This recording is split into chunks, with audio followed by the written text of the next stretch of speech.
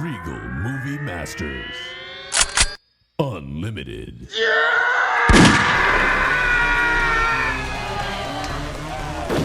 This is the Regal Movie Masters Unlimited podcast where we indiscriminately watch every goddamn movie that comes out at the local theaters.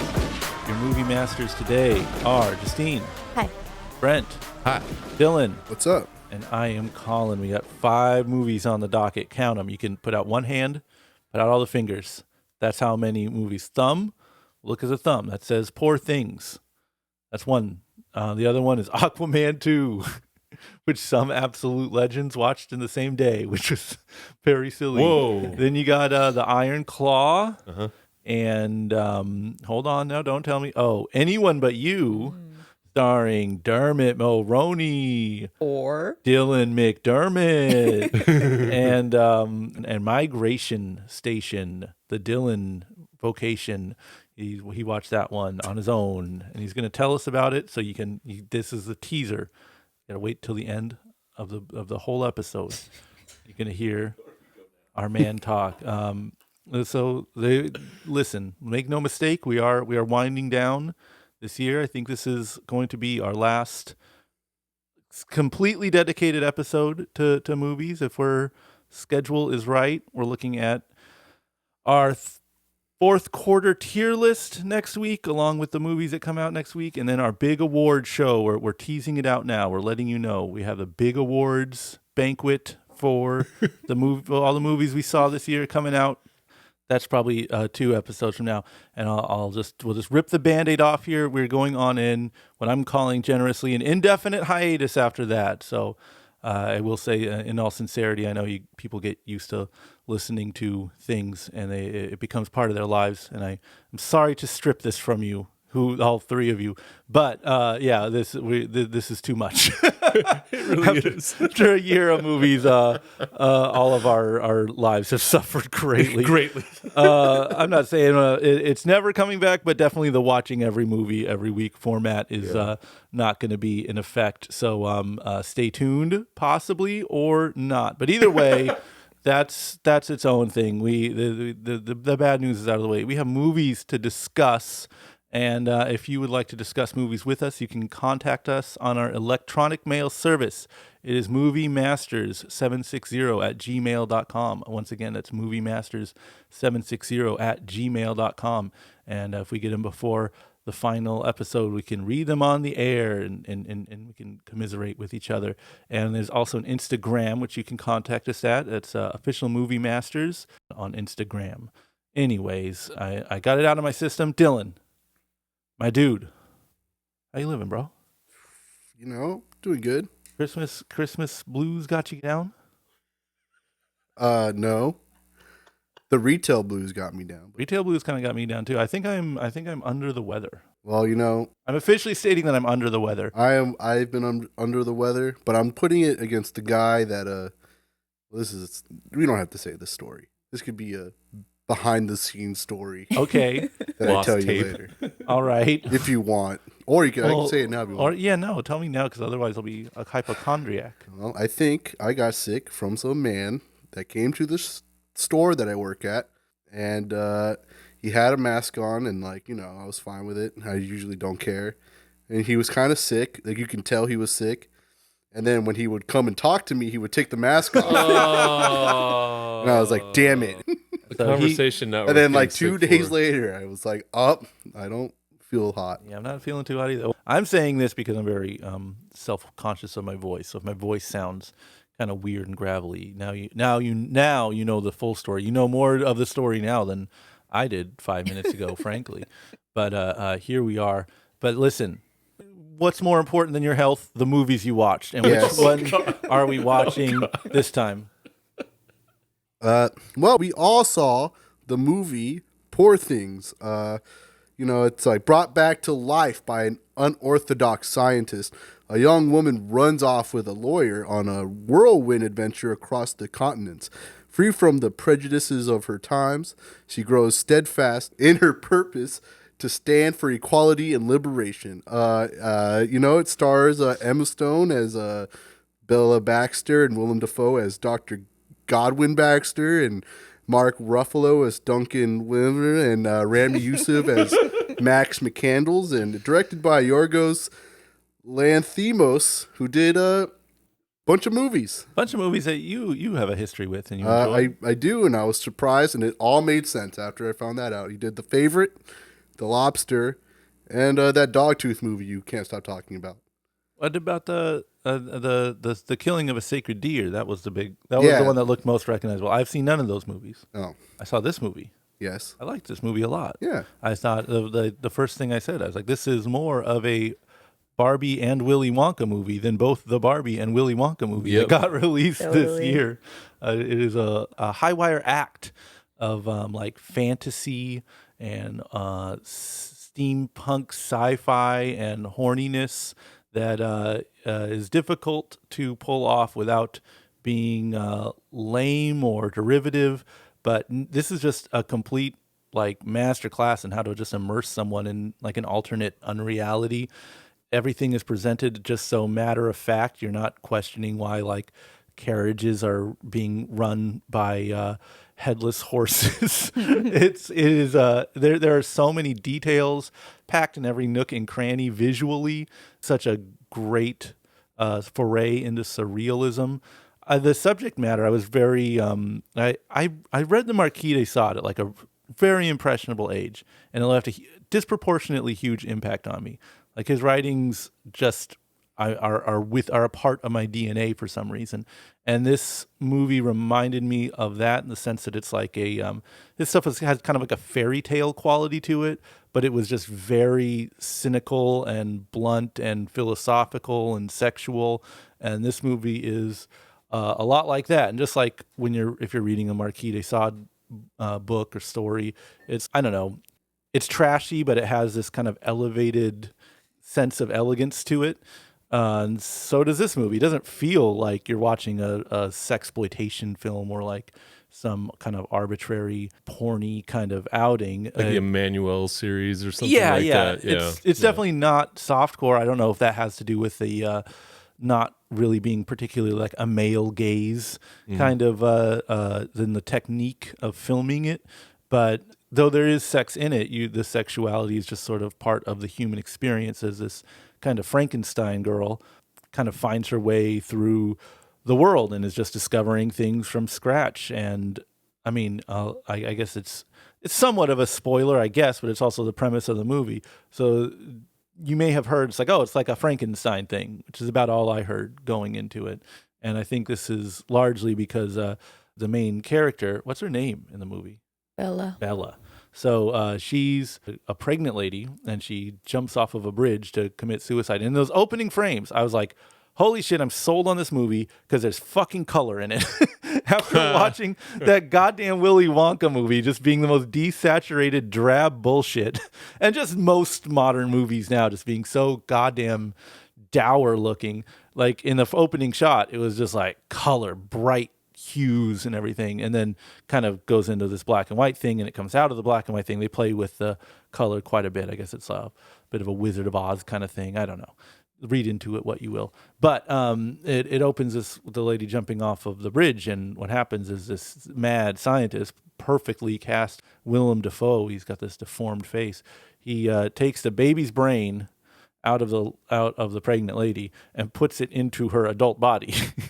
So the conceit, and it's kind of brilliant, is like, what does this adult body with a baby's developmental skills, how does this creature approach life? And that's, I think, where Emma Stone, right? Mm-hmm. She's like, really sells this movie because she has to kind of act like a baby, and also act like a Frankenstein, and also act like a monster, and put on a British accent, and like adopt this kind of baby-like way of talking without being like goo goo gaga. And it's kind of impressive to see as the movie progresses how her brain literally develops, and she grows into adulthood in being raised in this horror house with the mad scientist and his sycophant student kind of showing her the way. It's a very interesting movie. It's a very cynical movie.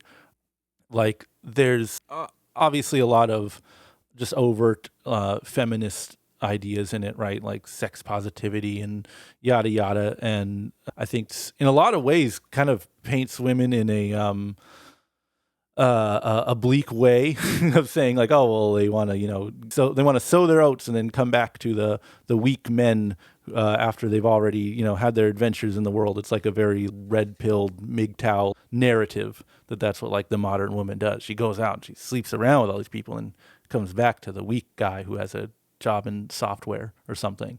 And in a lot of ways this movie confirms, but it also like really doesn't let guys off the hook because it shows that like, hey, if you put a baby's brain in an adult woman, she'll still have like lots of men swooning after her. And in fact, as her brain develops, the men will lose interest in her. It is really mean, but still I think probably because of a lot of those fantasy backdrops and all the visuals, it never gets brought down into that cynicism.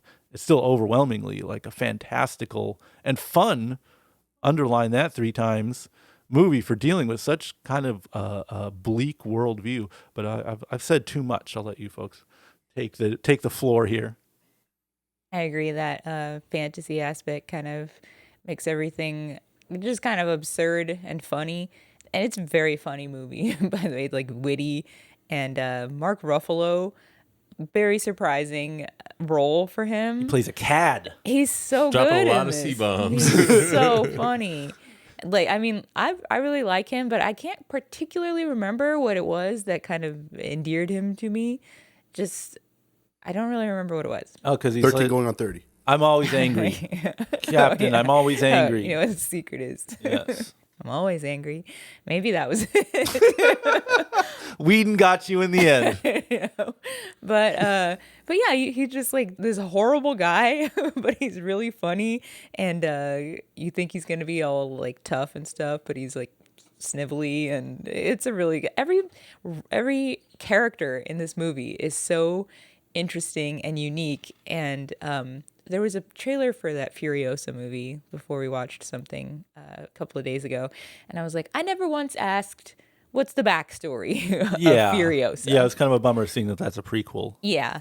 And then I was just thinking now with this movie, I would never ask what the backstory is on any of these, but each of these characters could have a really interesting like movie about them, backstory. The lady on the ship. Even Rob Carmichael, her buddy that hangs out. Yeah, the cynic that's there. Yeah. Obviously the Mark Ruffalo guy. And then you get a lot of the Willem Dafoe, the Godwin character. You get a lot of history that he tells you just offhand, like why this and that body part doesn't work on him. Like, that is a crazy story. And you just like learn about it through little things that he says. But that sounds really interesting too. Like, this is such a well-written movie. Yeah. Every aspect of it, the characters, why they are in different places, the design of the different places that they go.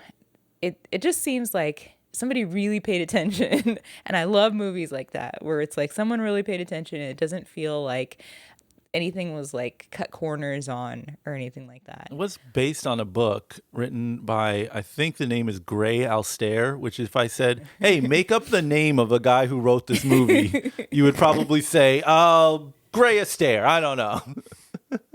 Alabastine Dubois. The book was written in 1992, which That's does strange. not seem right, but I don't know. It kind of does also. I'm not going to lie. This is one of the first movies I've seen that's based on a book where I'm like, I want to read this fucking book. Yeah, I would actually read the book. Yeah. And the first thing that I heard about it too, and then as soon as I started hearing about it a while back, that they were like a new take on like a Frankenstein thing, and I was like, oh, this sounds really interesting. But then I was like, I don't want to know anything else about it. Yeah. So I also didn't know that this was the director, and he's done a really good job. It reminds me of Tarsem Singh. He's the one that did the movie The Fall in like the early 00s, which I love. And he also did The Cell, which is just like this, that feeling of like, it's bright, uses color really well. It's like surreal, subtly funny. But this is just like, from the moment it's on screen, you're like, this is crazy looking. What am I watching? High contrast, high saturation, cartoonish, you know. It's really neat. Kind of reminded me of Fantastic Planet, but not in any, just in that it's like you're just staring at it. You're looking at a time. new world. Yeah, very cool.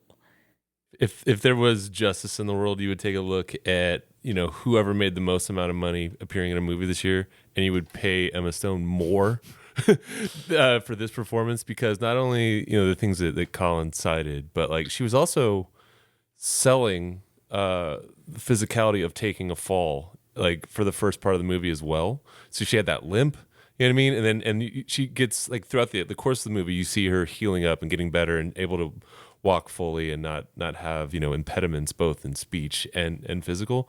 So there was just a lot going on with her in this where you're like, oh my God, you're doing everything, that you could possibly do in a movie. Yeah, and you don't know that she's like has an infant brain at first. So Right. you're like, oh, she's just, a weird little monster. And then it's like as time goes on, you get the full story. You're like, oh, so that's why it's advancing over time. And the movie matches that. I guess it's a maturation process. If you listen to the music in the first parts of the movie, which corresponds with it being black and white, everything's out of tune. But it's not in a way that it's distracting, but it's a way you're like, oh, okay, I see what they're doing here. Yeah, it's like dissonance. Yeah, in the score. Yeah, and it's just like something is developing. It actually reminded me of when you first, because I'm self-taught with instruments, so when you're first learning them, it sounds horrible, because you're just trying to figure stuff out. But it's also charming because it's usually at an early stage in your life. So that kind of matched up with that while I was watching it. And then I guess that's probably why they shifted it into color. Like once she kind of stepped into her own a bit. The one thing I didn't fully understand was the excessive use of fisheye. Was that trying to communicate something to us? I mean, I kind of felt it was like a pastiche of older horror movies, Yeah. because it's that the black and white sequence in general is just so mad scientist-y that I just took it as that. But I don't know. Maybe on a rewatch you could pull some other kind of coding for it. But I think there's a lot in those sequences that are just there to kind of really hammer in how just odd and offsetting and uncomfortable that environment of the home is when you first see it. That was my take, at least. Dill man, Yeah. Dill dog, Yes. what's up, dude? Like this fucking movie or Dude, what, bro? I fucking like this movie quite a bit, dude. Like, holy shit. Willem Dafoe, what the fuck? He looks like that now? That's fucking crazy, dude. Oh, you didn't hear? I didn't fucking know that. No, I liked all the practical effects, like the Willem Dafoe outfit. Not the fit. What's it called? The makeup. It Looks insane. It looks fucking crazy. And then the stabbing of the dead person's eyes. Oh, wow. Yeah. That was really funny. That was crazy. But yeah, no, I enjoyed this one quite a bit. There's some scenes where I went, oh no, this is a horror movie. Especially the scene where the guy's like, oh, let me show you something really quick. You hear that? Those are dead babies. I was like, fuck, no, it's going to get scary. It just gets back to crazy again. But everything was good. I liked the whole bit where there's a specific scene where the color saturation, I think it's when it's the guy from the boat and what's her name? Emma Stone, they're talking to each other. And ever since we saw that, or you showed me that scene from the guy that made all that album art. Oh, the hypnosis documentary? Something like that. Oh, yeah. It felt like I was looking at that. Yeah, It's like a lot of scenes were like, oh shit, was this like black and white? Then they colored this? 'Cause Yeah, it looks. the cover of Houses of Holy. Yeah. How they basically shot it black and white and did a lot of weird piecing together of it, and then kind of recolored it with watercolor. Yeah. Yeah, I think the backgrounds in a lot of the scenes were painted, which Yeah. gives it, again, kind of reinforces that the Especially surreal feel. like you mentioned it being surreal, like just the designs of things too were different, like the ships. Yeah. The cruise liner is like, whoa, I've never seen a boat like that. And I love that they went to specific cities, but then the cities were just so It distorted. did not resemble them at all. So smart. Yeah. Yeah, like Paris just looks like a little city. A street. Yeah. Lisbon has that like high up weird trolley system. So cool. I liked it a lot. Yeah. My only thing is I wish it was longer. We That would have were, been fine. It was 2.5 hours almost. yeah, me and Brent were talking. It's a 2 hour 20-minute movie, and like we see a lot of 2-hour plus movies and you want to die around like pretty quickly. But this was like, you understood it. They had more story to tell. You get to spend longer in the world. So I hear what you're saying, but I have a complaint. Okay. I don't like the Freaks and Geeks font. I hate that. every Oh, time I see it. No, I bad. never liked that font. Weak when, ass when font they choice. when they showed it on the trailers and stuff, or like whatever, I would see that font. I'm like, this is like the Freaks and Geeks, the Stop Making Sense, like all these other movies that have like. I just kept thinking like Yeah. Napoleon Dynamite. It's very 2012. Counterpoint. The images behind the like Like the what do you call it? Title cards, I guess. you could say. yeah. Great. Really incredible. But when you put the Freaks and Geeks font over it, it looks like a crappy indie rock band. I know. I've used that for a crappy. indie rock It's band. real Yeah, easy to yeah, do. You just draw real long, skinny letters. With those, because I'd kind of forgotten that it had those little parts, but it kind of felt like, I was gonna say like a mini series of some sort or like an anime, Yeah. but I think also like a comic that you would read. Bougie comic. Yeah, like it's Like a European it's, comic? like with a bunch of just weird stuff in the background. Lots of different locations. A lot of it just so visually striking. I think it really would work as a graphic novel or as a manga, or But with something like that. hollow foil. Now I'm trying to think. Milo Minara, he's like a guy that draws like smutty Euro comics that are like very lush and like kind of have a soft color pencil look to them. And it does have that. Nothing like directly visually, but if you were to adapt this to a comic, it would have that like post Mobius European style art. Yeah, Mobius would have done a great version of course. this. Well, what the hell wouldn't Mobius do a great version of? Am I And right? since the guy is Greek, that makes a lot of sense to me. This is cool.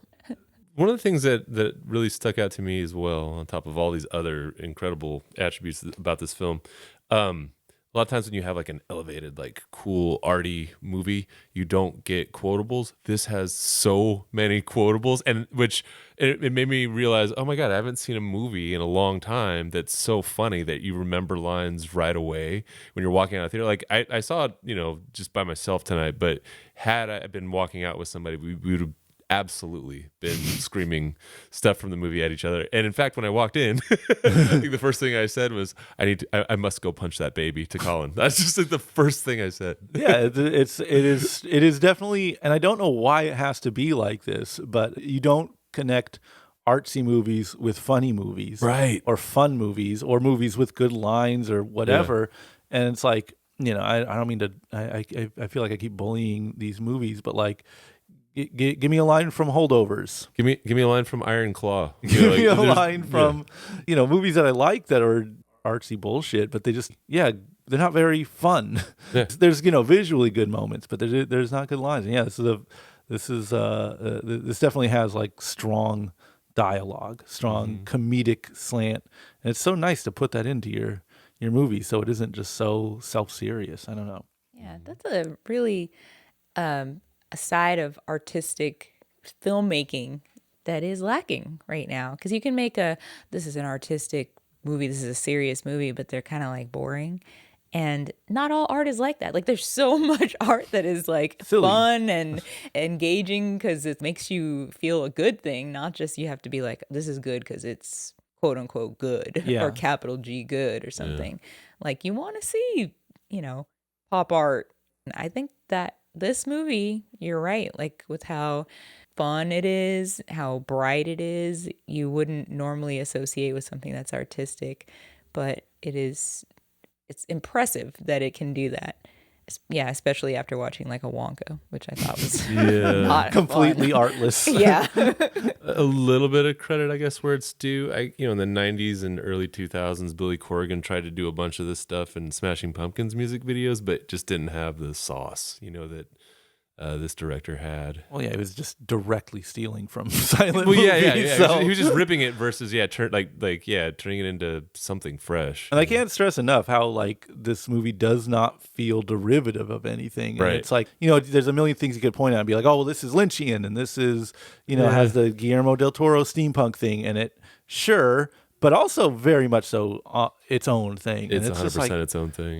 how many times can you say that about these goddamn movies that are in a multiplex now where you're like, that is a 100% original idea and concept and execution. It's rare to see.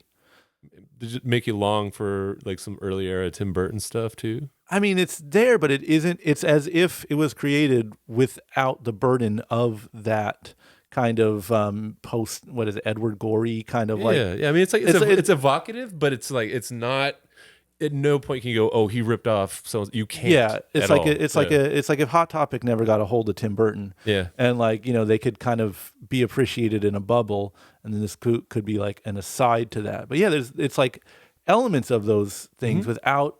And we've all seen a lot of movies directly rip that stuff off miserably. To see a movie, it's like, okay, this reminds me of the feeling that I got seeing a Pee-wee's Big Adventure without bogging me down with making it feel like it's derived from it or a copycat. Very, very rare to execute perfectly. I just remembered a movie that exists that I feel like people could be thinking of. Okay, so I just remembered that Amelie exists. Right. And that I feel is a movie that could parallel this a lot, where people are just kind of impressed by something that seems new and colorful and lighthearted, and there's like Oscar talk about this movie and stuff, which I wasn't expecting upon hearing that it was a Frankenstein movie with Willem Dafoe. Right. I wouldn't have thought that people would be talking about it in that conversation. But now that you've seen it. yeah.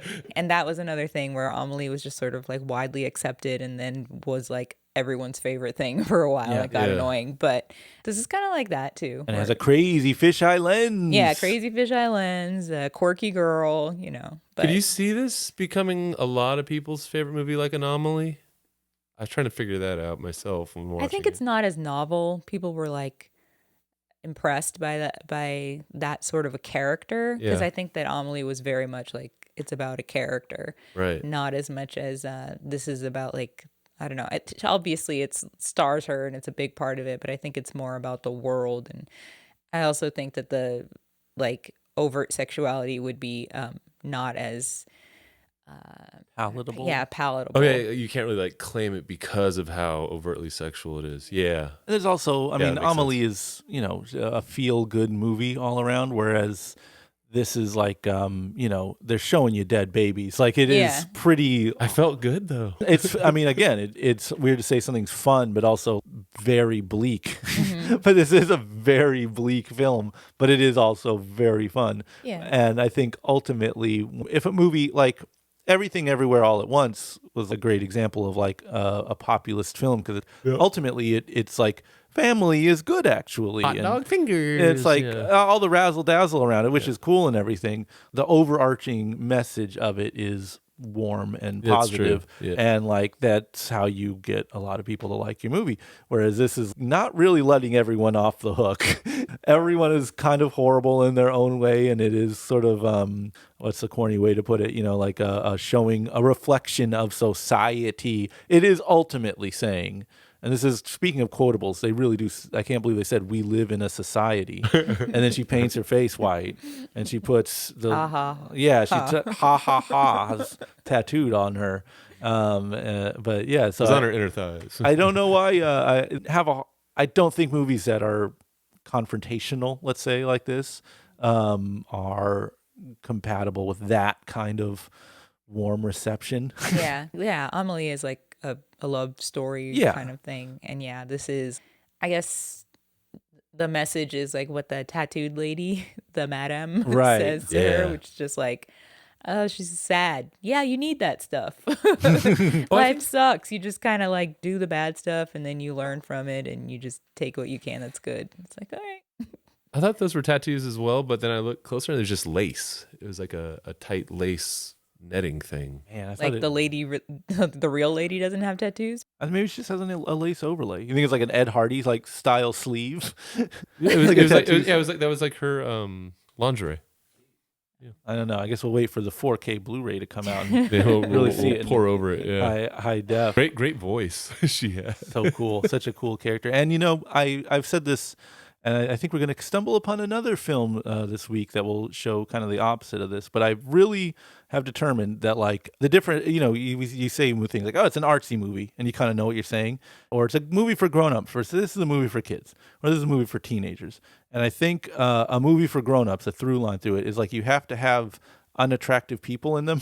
Yeah. Or rather, movies for babies, for little children or teenagers. Everyone is good looking, like, no matter what. And when everyone is good looking, it's like, oh, I'm watching a little children's movie right now. I won't confuse this for something good. But when, like, either you take a Willem Dafoe and mess his face up, or you just have regular looking people, paunchy looking people, all of her, not all of, but like several of her Johns were very, God, yeah. they're Johns, and it's like, again, if this was, I don't know, a woman power fantasy or something, or just something pitched towards a younger crowd or a dumber crowd, like, just everyone would be beautiful all the time. And like, and I said this about Dune, it was like, oh, that's how they made a really dense, impossible movie appeal to people and got the budget to make it, because obviously Dune lore is all Kwisatz Haderach and the House of Atreides, but it's like, wait, look at everyone who's cast in this movie. Oh, you were trying to get teenagers into it, and god damn it worked, because you made every single person in this movie way too pretty than they need to be. And there's another reason I respect this movie, is because you get some real folks in it, some grit, some people that look some human people. Yeah. Shall we wrap up here? Poor Things. Are you going to pity this film, or does this deserve a resurrection? I will certainly resurrect this film. I'm enthusiastic about it. This is a shake-up. The power hierarchy of the 2023 films has changed with the release of Poor Things, an excellent film I recommend. Yeah, for sure. Resurrect it. I like the idea of a woman Frankenstein, because you see like the lumbering one a lot, and it's always kind of interesting to see a more, I guess let's say, fragile version. But she's not that. She has a strong mind when she grows up a little Are you bit. saying Frank Henenlotter's Frankenhooker walked so Poor Things could run? Ooh, good movie. Yes. This movie is delightful, surprising, I guess, this late in the year for something like this, that I was not expecting this to be a very good few weeks, and it wasn't. But but this movie was really a breath of fresh air. I recommend it highly, but like I said, be careful of the company you watch it in, I guess, because you don't want somebody to be all like childish about it. You want to be able to watch it and Tittering and giggling and such. Yeah, because it could easily turn into something like that. So beware. I'm gonna resurrect it. Shut down 2023 at the end, because like Justine mentioned, there's just been this. It's been a hard journey to get to this one. Like I didn't have any expectations for it, because I didn't even realize it was out or what it was, and then went in there, and like you said, first couple frames is like, oh, the movie gods are actually shining down on us right now. It was really awesome. I have no problem already declaring it S tier, and it really, really, really impressed me. I think it's scratched the itch, and I'm glad that the year, well, almost ended on this one. I'm sure there's going to be a couple more, or at least a few more, but as far as I'm concerned, that's a good way to go out on 2023. I'll resurrect it. I'll watch it again. I already planned on it for some reason, but good reason, because the movie was good. And go ahead, watch it right now. Mm-hmm. Pause this, go ahead and watch that movie. And then re-listen. And then go listen back and be like, oh yeah, no. Pause it again. Colin was right. Me, we all agree. Brent was wrong. What? Justine was in the middle. Dylan was absolutely correct. That's about right. Speaking of Dylan, I'm just kidding. speaking of S tier, Yes. we watched the S for Superman, Yeah, the S on his chest is a river that stands for Superman. and who else is in his universe? Is he underwater? Well, that is part of the universe. Certainly, the sea, the kingdom of the sea. Oh, we got the Aquaman. Peerless transition, folks. We got- really nailed that one. Got the Aquaman and the Lost Kingdom, aka Aquaman 2. Wait, what's the first Aquaman? Is it just This is called Aquaman. Aquaman. just Aquaman? And this is Aquaman and the Lost Kingdom. Yeah, no, there's no 2 technically, but real heads don't call it. And everyone forgot the fact that there's a Lost Kingdom. It's going to be complicated when they make 8 more Aquaman movies. It's going to be hard to tell what the second one is. Yeah, it's 'cause- like Fast and the Furious, Too Fast, Too Furious, Fast and Furious, Tokyo Drift, The Fast and the Furious, Fast and 5. Aquaman and the regeneration of the Snyderverse, 2028. They Anyway. gave it back to him. To catch somebody up, because did you watch it? I did not. Brent did not watch I still it, so haven't- well, until I sat down to record this, I had not seen a single frame of any Aquaman movie. But Colin just tossed it on right before we started recording. Aquaman 1, by the way. He Yeah. tossed on Aquaman 1. Yeah, we're not illegally. We don't pirate torrenting. any Yeah, we movies. don't. Come on. Anyway, to catch Brent up and anyone that hasn't Thank you. watched it yet, after failing to defeat Aquaman the first time, Black Manta wields the power of the mythic Black Trident to unleash an ancient and malevolent force. Malevolent. Bro, you know malevolent creation. Why are you? I know. why are you I camping, can't read. fool? I can never say malevolent creation. I say it like that because I'm a fucking speech impediment. Hoping to end his reign of terror, Aquaman forges an unlikely alliance with his brother Orm, the former king of Atlantis. This is real. Setting his, a real movie. I forgot his name was Orm. That's Yeah. wild. It's so fucking Orm. Yeah, O-R-M. You know, the iconic comic book character Orm. Yeah, you might know him as. Yeah. I'm gonna say his real comic head's name in a second here. The former king of Atlantis. Setting aside their differences, they join forces to protect their kingdom and save the world from irreversible destruction.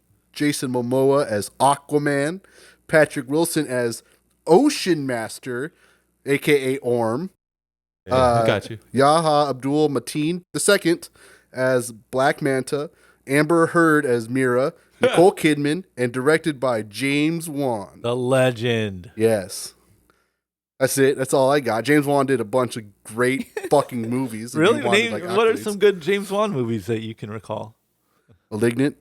That was a good one. Okay, what else you got? The new one, Night Swim. Oh, that sounds. Did you see it? I haven't No. seen it yet, but it's good. I Right? have. They showed a new trailer, and guess what the song is? What do you want for me? The whole Madam Spider. What's it called? The Madam Web song. Yeah, you know that annoying Billie Eilish song that keep playing in the background So of the that trailer? same song in the Madam Web trailer is also in. Yeah, it's like I saw it last night. I was like, "What do you want for me?" And I was like, "Oh no, this is gonna be Gee, one out of 2 times I hear this song throughout the trailers for Poor Things." I keep Oh my saying they need God. to make more songs. There's not enough Yeah. of them. Based on TV and trailers, there's like 5 songs. I know, And they really should make some more. but he did Saw. Possibly he is probably the greatest minds of our lifetime. You know what? At least the last 2.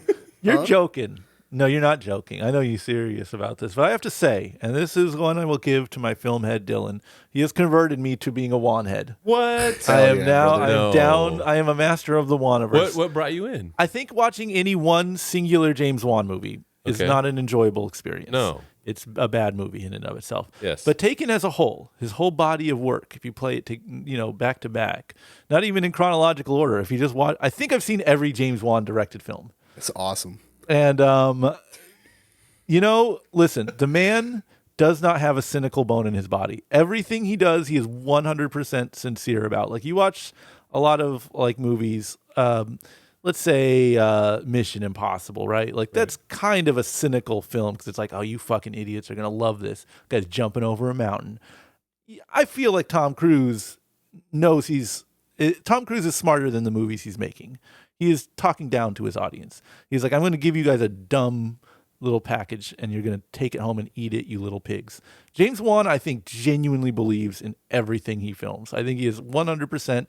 He just loves this shit. Wait, Straight you up. don't think Tom Cruise buys? I mean, he's quote unquote doing all his stunts. That's buying in. Well, no, that's just him making it interesting for himself. Uh, And I think maybe that gimmick is interesting to people.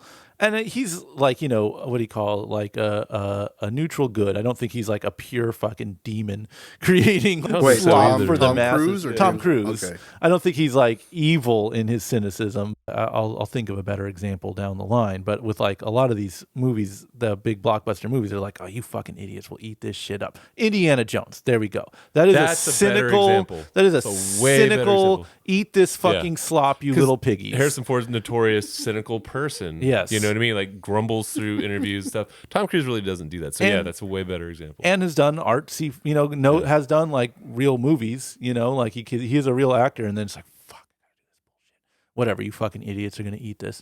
And I don't think James Wan is not that. He fucking believes in the shit he's doing. He is making Aquaman this weird pastiche of like Lord of the Rings and Star Wars and maybe nothing else.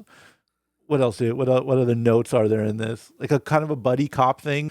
Jason Momoa is like this goofball guy, and his Ocean Master, who he has to rescue from jail. He's serious. He's a little. Wait, Yeah. what, there's jail underwater? No, he's in sand jail. Yes, Oh, He's a sand. fisherman. That makes sense. Yeah, he says he's a Go fish. on. He's a fishman. There's sand demons, and they're like, "Here's a little Dixie cup of water," and then they'll crush it and throw it on the sand, and he has to like That's just try cruel. and slurp it Lick up. it up. yeah. Orm has been in a rough shape since the last Yeah, one. he's all But Jason skinny. Momoa, who understands the value of family, realizes that just because he was a bad guy in the first movie doesn't mean he's not his brother. God damn it! So he's gonna rescue him, and they're gonna run away from sand demons, and there's gonna be like No mention of them once ever. again. ever before or since. And then there's going to be another scene like 20 minutes later where they're running away for some jungle bugs. And you're just going to be like, we just had this exact scene. Doesn't No, they fucking ran away matter. from the jungle bugs first. Then Okay. they start running away from the sand demons like immediately after. Just go with it. Yeah. There's You gonna- could see how he flipped them, right? Yeah. I have heard that he's working on like a Cthulhu movie. Like that's been his like passion project or something that he's been working on for years. And a lot of these underwater demons, they go to this place called Necrus, which sounds hard as fuck, Nekrus. And it's like, that's the Lost Kingdom, I guess, right? And that's where all these demons are that are trying to communicate to Black Manta, who wants revenge against Aquaman for killing his dad. The demon guys are like, take this trident. We'll get you what you want. You have to run this. We have to harvest this fuel to run these machines Yeah. to help you destroy Atlantis. And then guess what? Dum-dums, this machine runs so much greenhouse gas that it's destroying the world. But he's willing to do that for revenge, but he's a fool. And Aquaman has to, make him overcome his rage and his demonic possession. And there's I think the line is, what the trident said was true. This is not going to make sense to anyone. I think the word trident is one of the funniest words. I don't know, like just like stoner mentality where you just say words over and over again, like trident. Trident is up there. That'll make you laugh if you say it enough. It's a very funny word. So to say that trident spoke the truth, it's psychotic. There's That should- also a really good line in there. You want to say that one? no, take it. Do you remember it at all, Justine? I don't. I barely remember it, but it's the only line that made me laugh so hard. Because it was like, I could tell whoever wrote that, James Wan, or I assume the other guy from Saw wrote that, realistically. It's like, oh shit. Patrick Wilson's talking and he's like, so they're explaining to Ocean Master what the Black Manta's plan was, and Patrick Wilson, Ocean Master, just goes, so he put a gun to the earth and pulled the trigger without making any demands?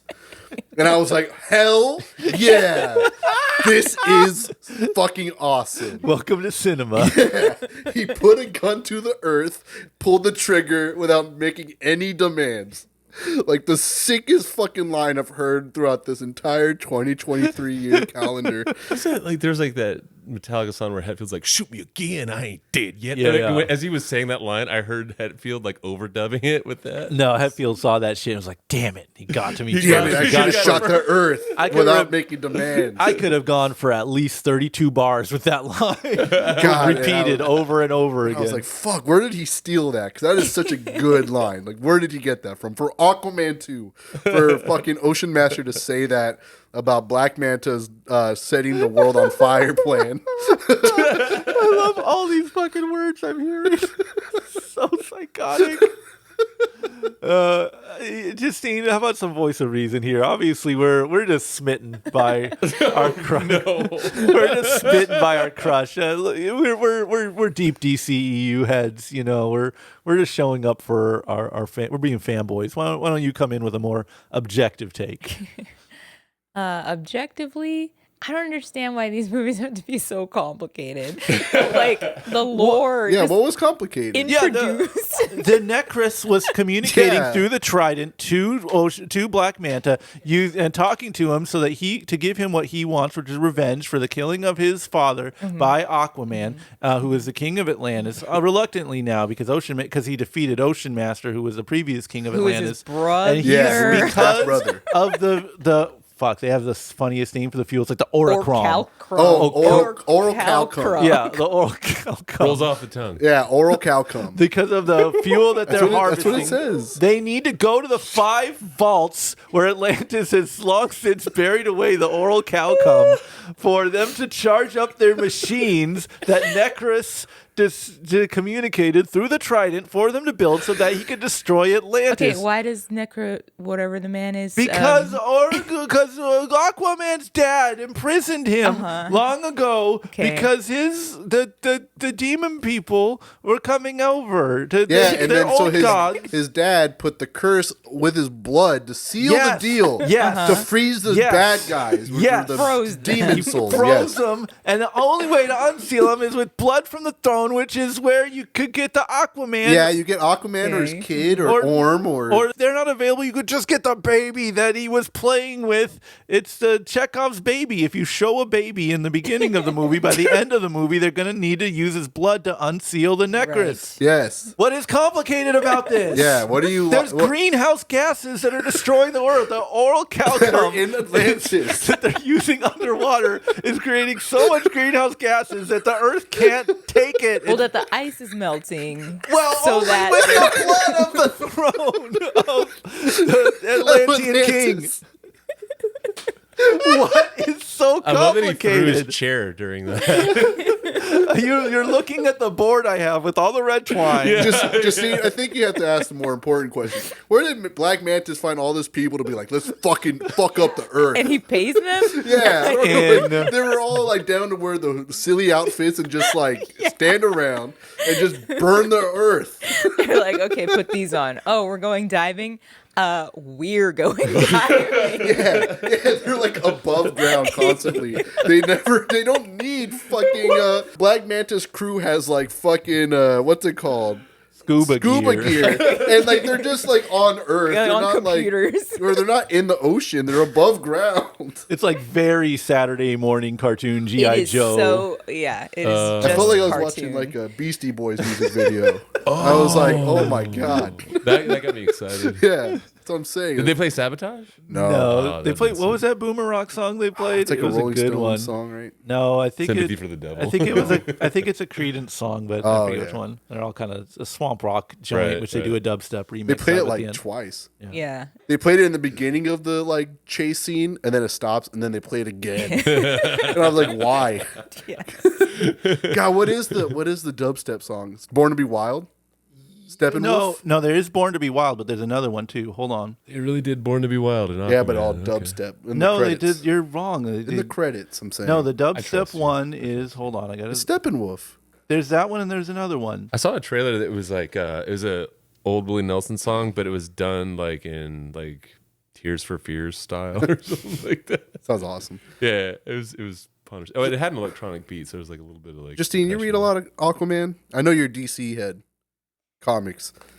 No. Not really. No, not really. I don't know if Colin's not, right? No, I can never figure that. I was trying to nonsense figure out if Black Manta is Black Manta always like an African American gentleman. I had never seen Black Manta without his like bug. Hell Yeah, no. with the helmet on. Yeah. Yeah. Yeah, That's the and I only way was I've just ever like- seen him. Yeah. Because I brought like an outsider of this world, right? It's like, so wait a minute. There's a bad guy named Black Manta who's a black guy, and they give him a black trident. Yeah, and he's the only one that's black. Oh, man. And I was like, is that like in the book? And I was like, I don't know if Black Manta's I don't know the color or What skin color? yeah, what race he is. They never really showed it to me. I know like Aquaman's a white guy and now he's Polynesian, Yeah. but I did not know. So if you ever want to know if like the notion of if parents favor son number one versus son number two, one Christmas we got underoos. I got both Batman and Superman underoos, and they put Aquaman on my brother. He just never wore them. He's like, fuck I this. fucking hate Aquaman. There's no reason for it to be lame, but he just is kind of lame. I don't know why it's like that. Aquaman. Yeah. Yeah. And that's what happened in the comics in the 2000s. They're like, oh, you think Aquaman is some dork. Well, here, we're going to make him edgy. We're going to make a hook for a hand, and we're going to make him all buff and God, jacked. right. He's all zaddy. Yeah. And I don't know. And no one still cared. Yeah. Right. I mean, I respect the Aquaheads and everything just because it is such a comic book, but god damn, does it not translate to film like at all. It's so convoluted and not good. Like, it doesn't look cool. It's just like a smear of CG every frame. Insane looking. For how much it has to be underwater, I'm really surprised that they have still not got it right. Like, this is what you need to do in an Aquaman movie. Well, I think in this one, I think that's why they spend so much time on above land. ground. Yeah, because in the first one, it's like, oh my god, what am I looking at for like hours? It's like, oh, but their hair is moving. Yeah, it's like, what is this? I remember seeing it, and I thought like it was a 3D film. I was like, yo, my eyes it's blurry. Yeah. I remember seing that in theaters. And now this one, I didn't get the blur effect, but yeah, they definitely spent more time on ground, trying to hide the fact that underwater isn't that great. But they introduce a fucking cool ass scene where a fish was singing some songs. Oh, okay. And, they were in a club for bad guys. Yeah, it's very Star Wars. There's not a lot of like deep cinematic references here. No, Yeah. you get the Jabba scene. Yeah. I remember in the Justice League cartoon, like Aquaman would occasionally show up, and he would have one foot on the back of a different dolphin, and he'd be surfing them into land. Does he ride any animals on this? Oh It's a yeah, seahorse. seahorse, big Okay. time. Yeah, big seahorse. Oh, there's a cute octopus. Yeah, but the octopus is like a land octopus. Yeah. What? He can go Yeah. everywhere. Well, I mean, it could go on both, but he was like crawling around camouflaging in sand. And he what is he, telepathic or something? Some sort of enhanced octopus. Oh, good. Wait, can you explain something to me? I didn't ask you this because I kind of forgot. The scene where the whales all come out and they make that one ship explode. What happened there? So they have that weapon Yes. where it emits a sound and it like knocks everybody out. So they're like, what we need to do is we need to get something that also makes a sound, but like that cancels it out. Oh, bounces it back. Oh, so they were using real science for And- this film. I was super lost. I went, what is happening? Yeah. I So was they like- gathered the whales. Yeah, like a 100 whales showed up. Yeah, And then the blasting ship them. exploded, and I went, what happened? And I was like, yeah, I'm cool with this. Whale power. Sure. I thought the whales like made like it was like a thought like telekinesis or something. Because I went, well, what the fuck happened here? Whale power. Yeah, You I get was enough whales together. Yeah. sincerely lost. Start blasting at you. I was thinking like because the baby can talk to fish. Sure. And I was like, wait a minute. Aquaman can talk to fish. The baby can talk to fish. Why can't Aquaman talk to the baby? Oh. Oh, because baby doesn't know English. But it knows fish. So you could say like, hey, fish, what did that baby just say? Or if they both speak fish, that's their common language. Oh, okay, fair enough. And so I was like, oh, are they going to? No, he just heard the baby at the end. Or he's looking for the kid, and the kid's like, come over here. He actually just cries, and then he goes to go get him. But I was like, you could just be talking to this baby the whole time. Well, maybe they need to be underwater. The baby doesn't know how to swim yet. What was attendance like? Did you guys have a full theater? Or? Oh, there was people. It wasn't as desolate as, I mean, that's just kind of the buzz, right? Is that like the first one somehow made $1 billion. Mm-hmm. I think the first one banked on the very underrepresented horny mom contingency, Okay. which I think a lot of comic book movies leave out or don't pitch to. And this one was just solidly pitched to that demo, and they showed up in force and brought that movie to $1 billion fucking dollars. Not looking so hot for this one so far, but the attendance of this film, I would say, for our showing at least, wasn't as desolate as those numbers would suggest, but certainly not looking like $1 billion. You know, you've said before that like a lot of these movies are only as good as the villain is, and this is a really strange situation where you don't spend that much time with the quote unquote villain. You see him getting, Black Manta is not the villain so much as he is a conduit for the real villain of Necros. You don't see a bad guy that much in this movie. Yeah, it is mostly Jason Momoa. You did get the story of how the bad guy existed. You got like, you know when you put in a video game and you have to sit through the like the opening so you get the story before you can like, you just woke up. Why don't you look around a little bit? This is what happens in this movie where you're like, okay, who's the villain in this? All right, sit down. Let me tell you. There's a lot of telling and not showing going on for sure. Yes. So you get, 5 minutes of story of why these people are bad. But then the Orm also gets bad. Well, yeah, because the Trident is evil because it's a conduit for Necros. Yeah, the conduit. Yeah, the Trident took over Orm for a second. Anyone who touches the Trident. Yeah, so it's even susceptible more to its charms. Jesus. It's even more like, so there's no bad guy.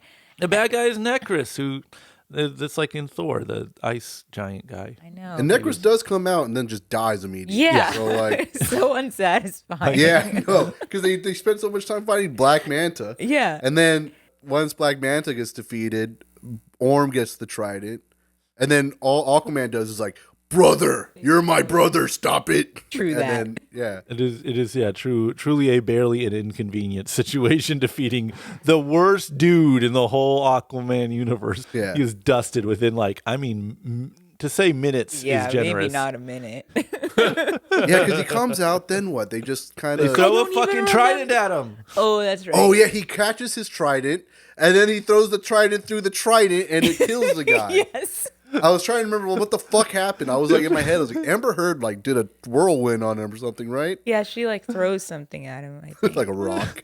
It's a regular old rock. He dies. I'm getting wrinkles from being under the sea for this long. Are we for Aquaman and the Lost Kingdom? Should this one stay lost, or is it a catch of the day? I listened, folks. I shouldn't enjoy this movie. I know I shouldn't. I know you want me to dog it. I know you want me to just tell you it's a smear of CGI slop like all these other fucking movies that just are joyless and miserable. But again, I'm going to say it. James Wan believes in this goddamn movie, and his belief in this movie propels me to believe in the movie. It is quasi-entertaining. It's insane. Wan makes his own brand of slop. I'm telling you, it is objectively slop, but it just has its own flavor to it, and it's not. I'm not going to say it's joyful or it's lighthearted. It's not. It's so self-serious, but it's sincere. I don't know how else to describe it. There's just like it's like a shitty restaurant in your town that you eat at all the time, and you're like, it sucks, but it's like it's yours. You like it, and that has become my relationship with James Wan and I guess the DC universe in general at this point. And this is that. This is it. I'm not mad at this movie. I wouldn't. If you're not into comic book movies, you won't like it. It's not one of those outliers at all. It is probably C- in even ranked against its own. But I'm not gonna say I didn't enjoy it because I did. So that's on me. Sorry. Catch of the day. You can bury this one. You can leave this one. Don't burn greenhouse gases. Yeah, of course not. It has an environmental slant. I thought you were an environmentalist. Yeah, that was another thing of it. Like Aquaman, it's supposed to be. It's an environmental thing. You don't have to be that overt. Yeah, it's like Captain Planet level. Yeah, very. Speaking of Saturday morning cartoons. Yes, and that is exactly how I felt about this. This is like you said, not a movie that's going to be like, oh, it transcends the comic book genre, and you have to be a comic. No, you have to specifically be an enjoyer of Saturday morning cartoons. That's kind of the vibe of this movie, anyway. And super convoluted. I'll explain the plot again from scratch if Yeah, you really want. go ahead. I forgot the plot. And for something that is supposed to be like an action movie, I did not feel entertained in terms of the action. I was falling asleep because it has the problem that so many of these movies where you're just showing action scene, and it was just computer graphics, and it's just my eyes and my mind have tuned this They out. were running from jungle bugs and they were running from desert bugs. They're different.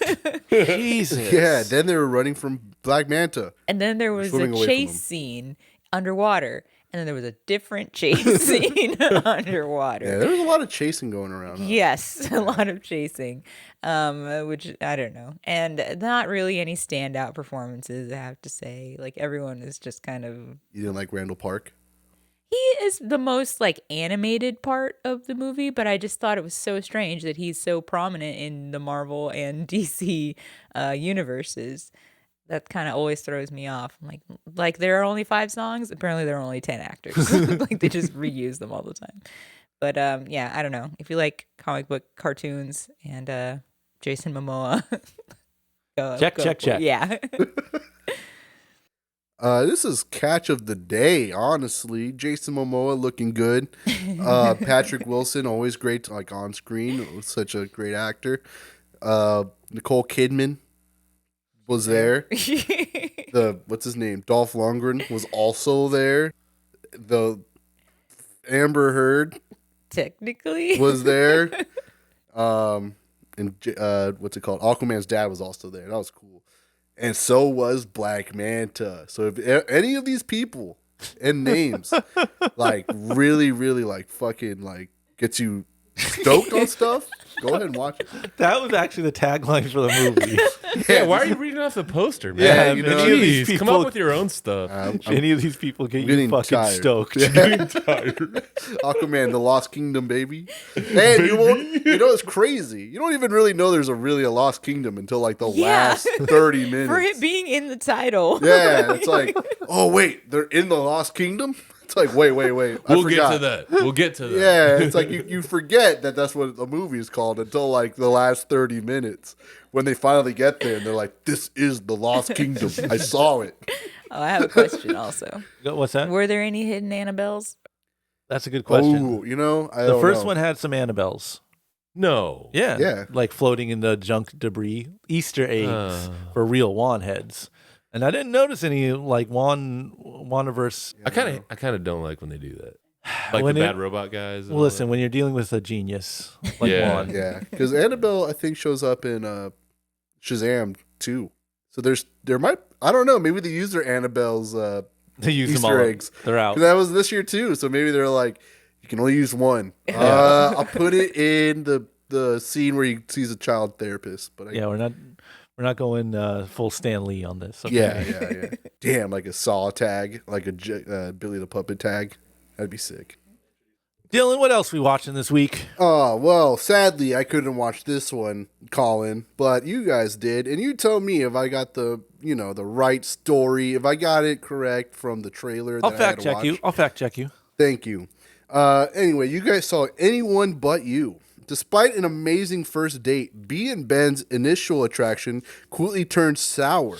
However, when they unexpectedly find themselves at a destination wedding in Australia, they pretend to be the perfect couple to keep up appearances. It features Sydney Sweeney as B, Glenn Powell as Ben, and it's directed by Will Gluck.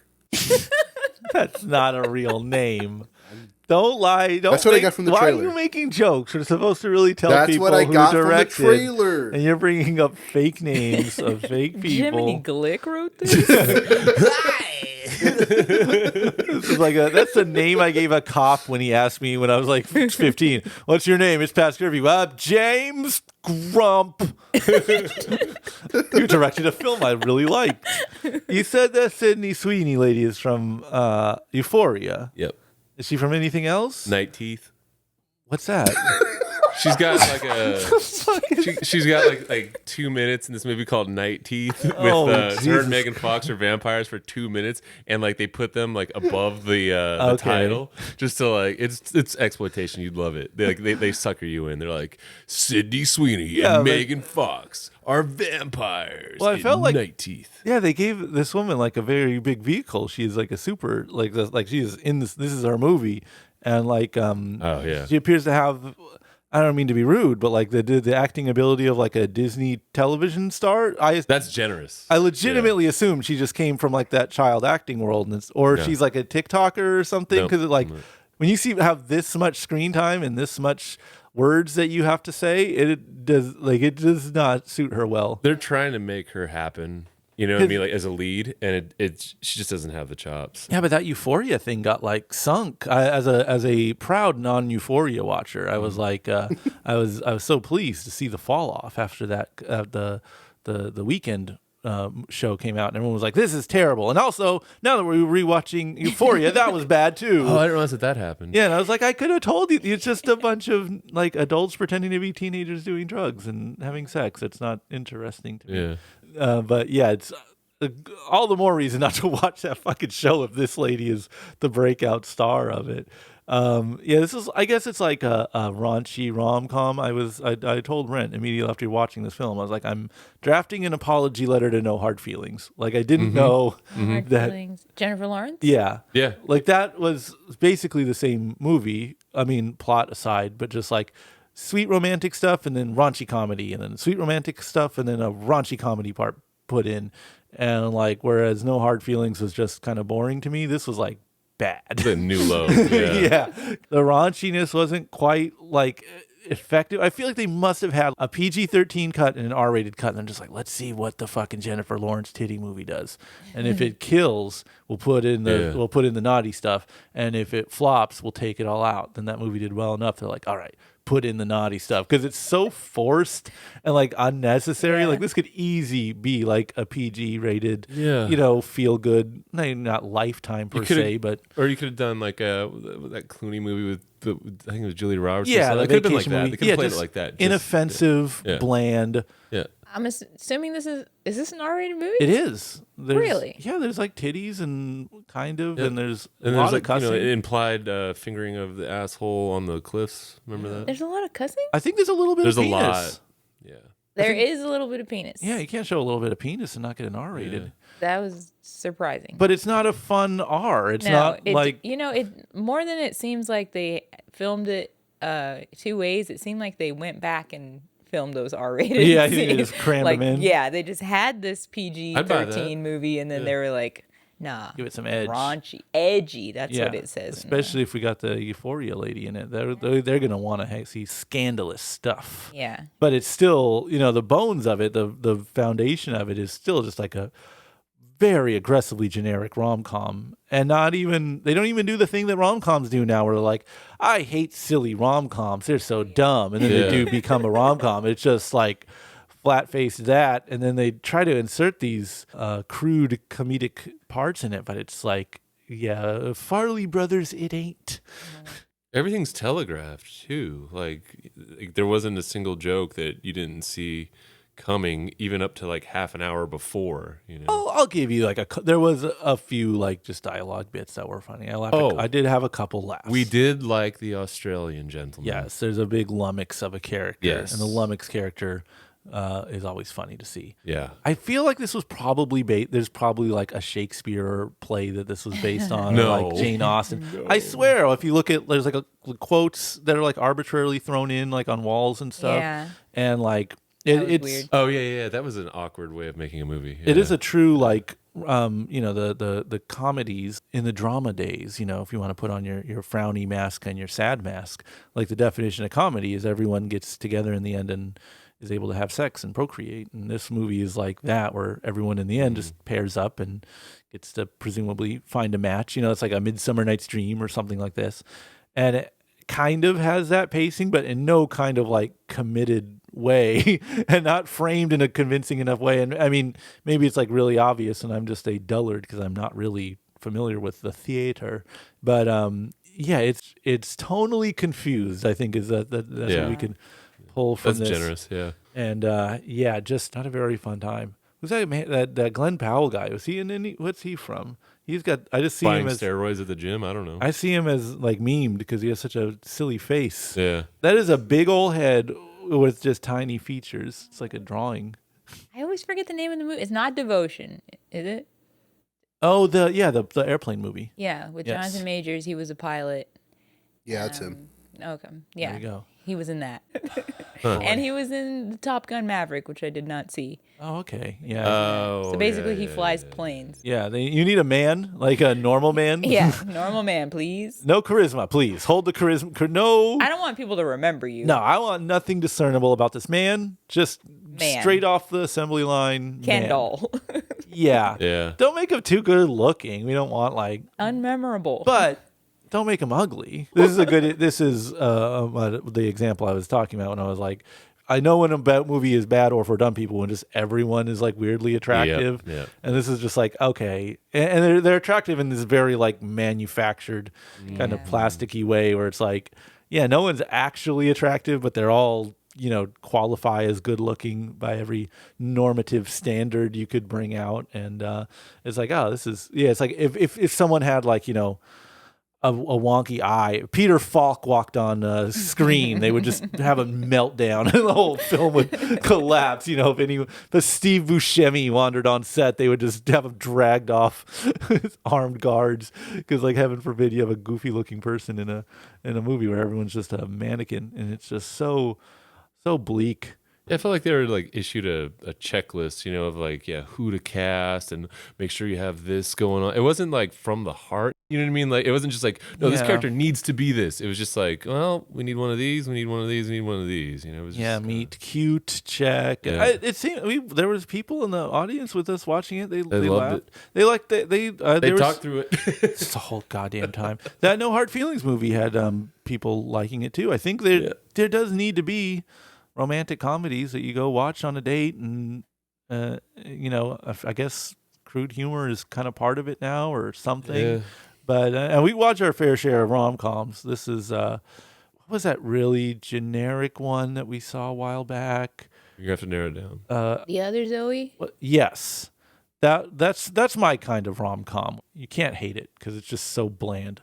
Yeah, but you know what it is, and Yeah. it knows what it is. This does not know what it is. Yeah, it is kind of a sweetness to it. It's a simple film for simple folks. It No- observes what makes rom-coms.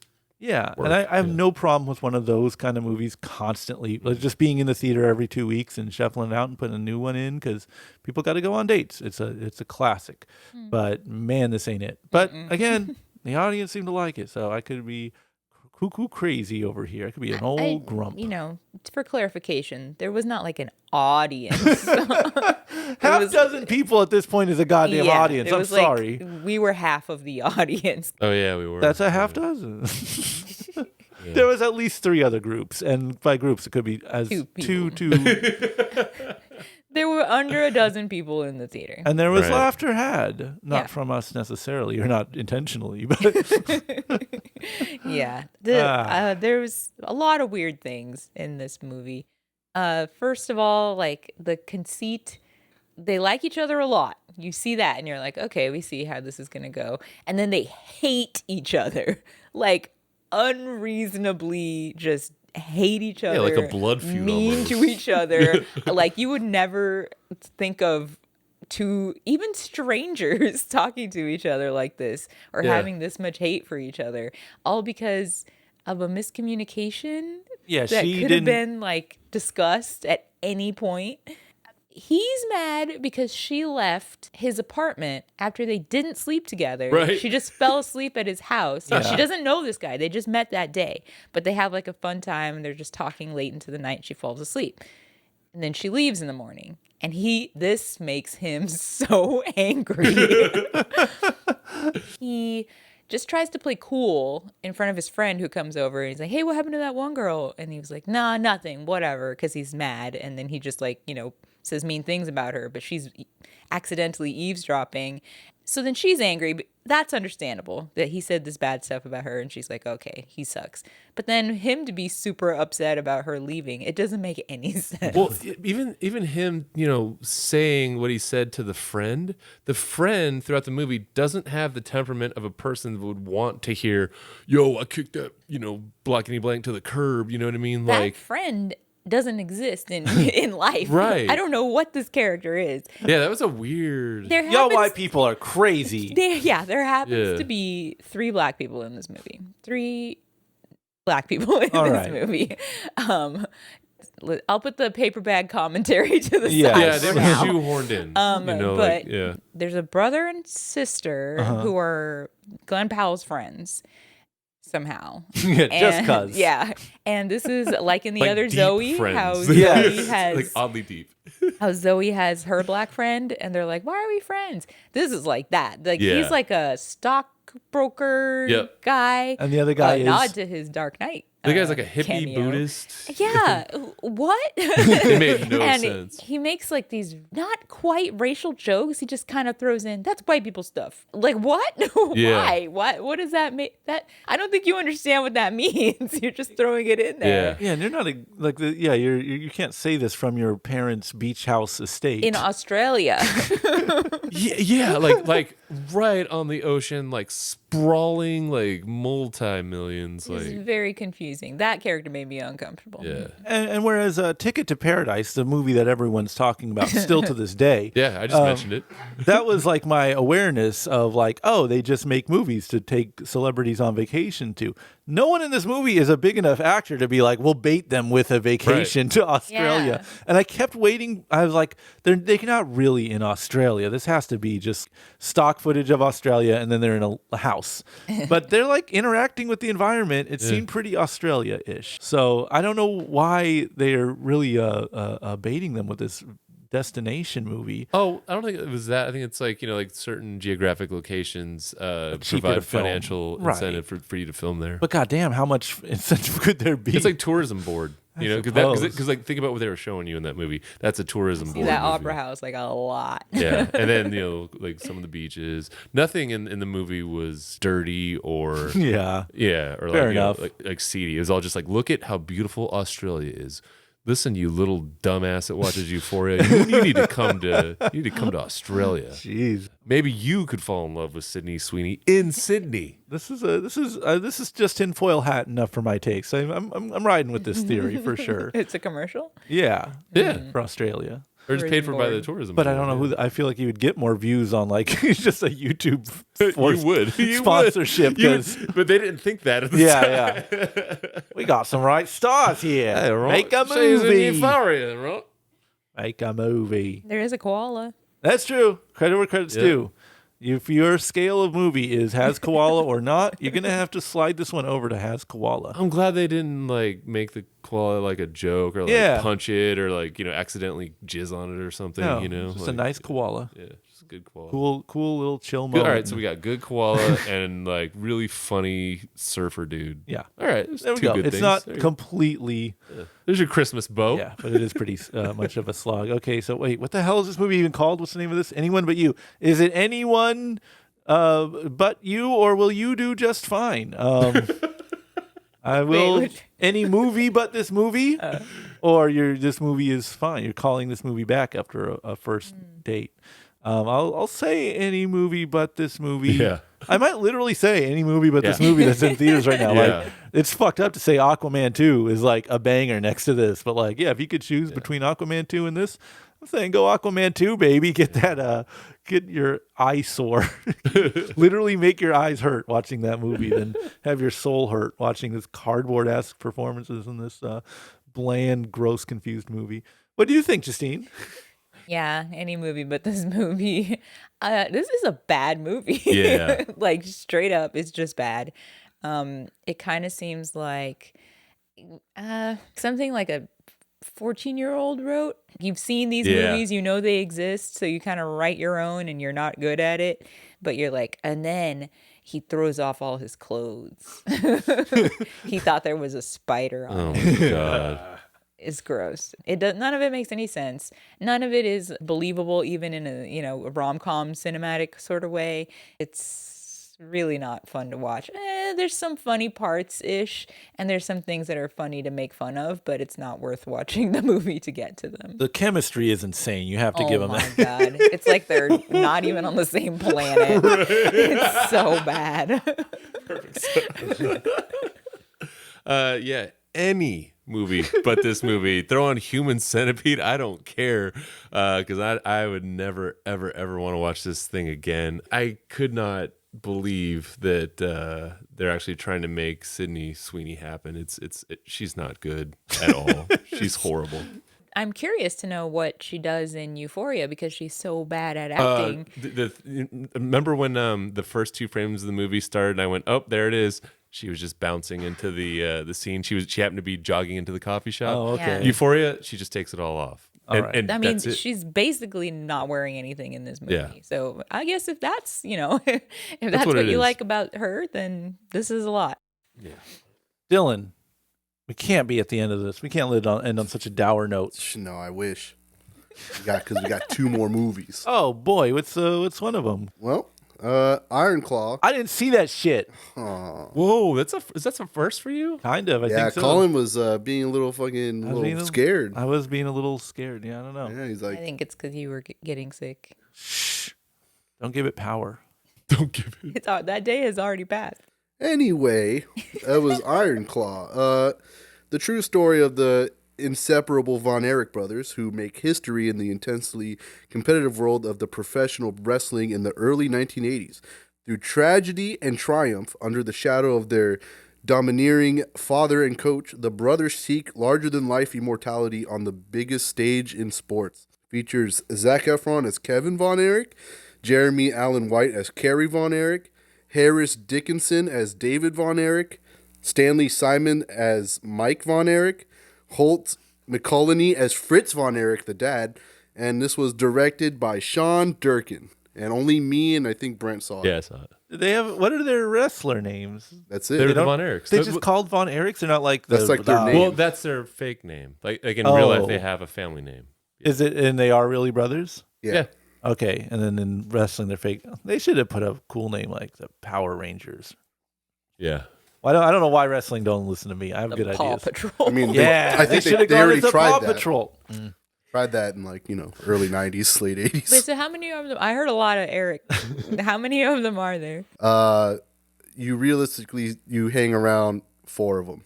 And There's a 5th brother that died way too young. yeah, and they hang out with him in the afterlife. Oh shit! They do wow. Force Ghost shit. As a baby, Well, that's when he died. a toddler. I'm yeah. only picturing the end of Return of the Jedi, right? No, it's It's like Silent Night. supposed to symbolize because when the last brother dies, he's like, "Oh, my brothers are not in purgatory." It kind of seems like it, but in heaven, Mm-hmm. it's like, "Oh, hey, what's up, brothers?" Oh, they were waiting for him. Yeah, they're like, "Oh, you're here, cool." And then the one brother that none of them met is still stuck in 6-year-old because that's when he died.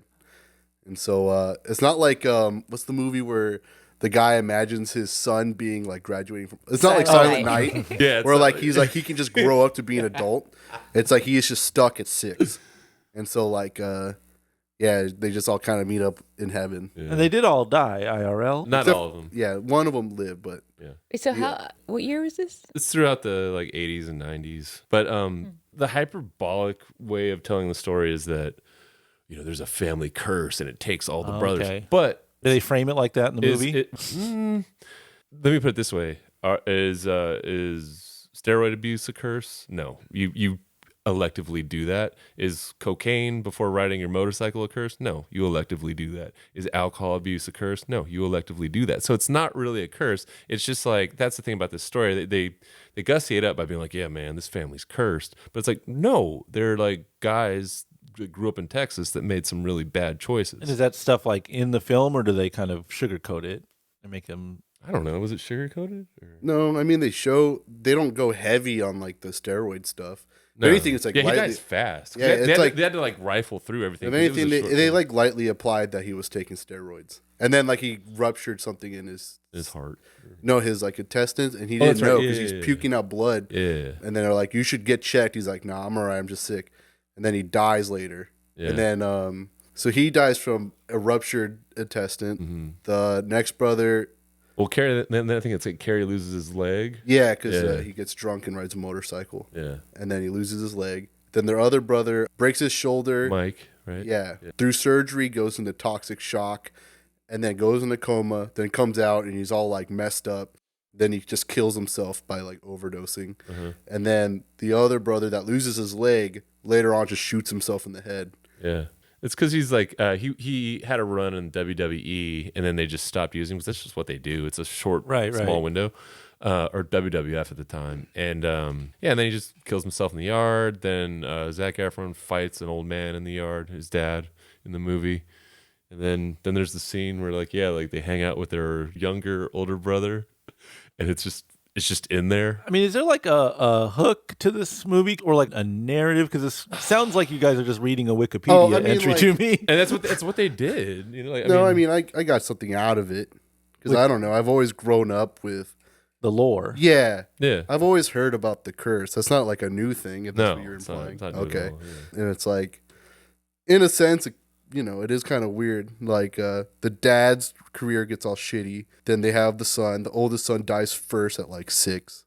So that's where the curse starts coming in. Sure. And like they're implying, because his real name's like Atkins. Forget. Something like Atkins Atkins. or Williamson or something like that. Yeah. Way more normal. Thus, when he changes to Von Erich, that's where the curse comes from.